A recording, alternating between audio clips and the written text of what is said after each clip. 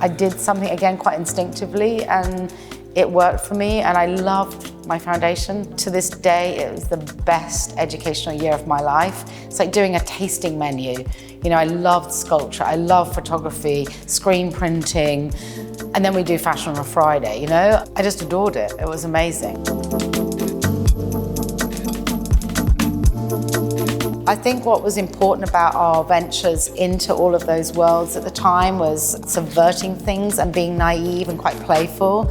A lot of questions around what identity was, is, and will continue to change to be. And I think at times that meant it was within fashion, and other times, maybe more later, it was able to be in other places away from fashion. I often say to the students today that Rei Kawakubo and Armani didn't start their labels till they were 40, and that was in the 80s.